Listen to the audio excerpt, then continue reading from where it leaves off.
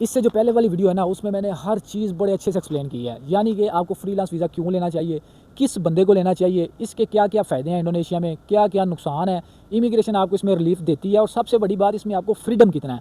ये सारी बातें पिछली वीडियो में मैंने डिस्कस की है। आज मैं इस वीडियो में आपको बताऊंगा कि अगर आप फ्रीलांस वीज़ा खुद अप्लाई करना चाहते हैं या किसी वीज़ा एजेंट करना चाहते हैं तो उसका क्या तरीकाकार है। सबसे पहले आपको बताऊंगा, अगर आप खुद अप्लाई करना चाहते हैं तो आपके पास ये डॉक्यूमेंट्स होना लाजमी है। 60,000 USD डॉलर, यानी कि पर मंथ आपका 5,000 USD डॉलर अगर आपके पास इनकम आ रही है तो आप इस वीज़े के लिए एलिजिबल हैं। साल के बन गया 60,000 USD डॉलर और एक मंथ का बन गया 5,000 USD डॉलर। अगर आप ये प्रूव कर सकते हैं, अब प्रूफ ज़रूरी नहीं है कि आपने स्टेटमेंट में ही करना है, आप किसी भी तरह इसको प्रूव कर सकते हैं। बेशक अपनी प्रॉपर्टी दिखा के आप प्रूव कर सकते हैं, या कोई ऐसा एसेट दिखा के या अपनी इन्वेस्टमेंट दिखा के आप इसको प्रूव कर सकते हैं कि सर इस काम के साथ, यानी कि फ्रीलांस के वर्क के साथ मैं मंथली इतने पैसे कमा रहा हूँ।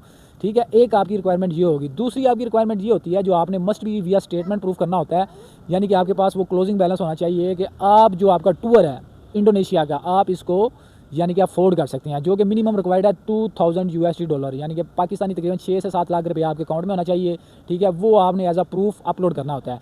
पहली जो इनकी रिक्वायरमेंट है वो ज़रूरी नहीं है कि आपने विया स्टेटमेंट ही करना है, लेकिन दूसरी जो रिक्वायरमेंट है वो आप विया स्टेटमेंट करेंगे कि आप 2,000 USD डॉलर की स्टेटमेंट की रिक्वायरमेंट है। वो ये है कि आपके पास एक कंट्रैक्ट होना चाहिए, जिस कंपनी के साथ आप काम कर रहे हैं उस कंपनी के साथ आपका कंट्रैक्ट होना चाहिए, और वो कंपनी किधर होनी चाहिए, वो आउट ऑफ इंडोनेशिया होनी चाहिए। यानी कि इंडोनेशिया के अगर अंदर है वो कंपनी तो फिर वो वैलिड नहीं है, लेकिन अगर आउट ऑफ इंडोनेशिया किसी भी कंट्री के अंदर है, आपका उस कंपनी के साथ 1 साल का मिनिमम जो है वो कंट्रैक्ट होना चाहिए।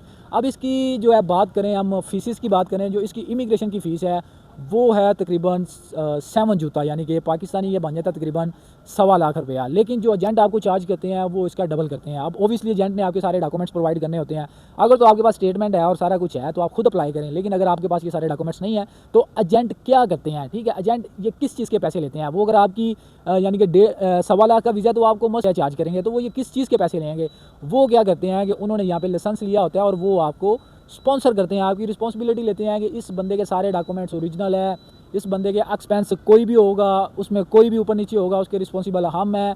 अगर ये बंदा बैंकरप्ट हो जाता है तो हम उसकी ज़िम्मेदारी लेंगे, हम इसकी हेल्प करेंगे, ये हमारी रिस्पॉन्सिबिलिटी है। ये कभी भी वायलेशन नहीं करेगा, कोई भी एक्टिविटी करेगा तो ये हमें मस्ट भी पहले बताएगा, अगर इमिग्रेशन की वो पॉलिसी के मुताबिक होगा तो फिर ही करेगा।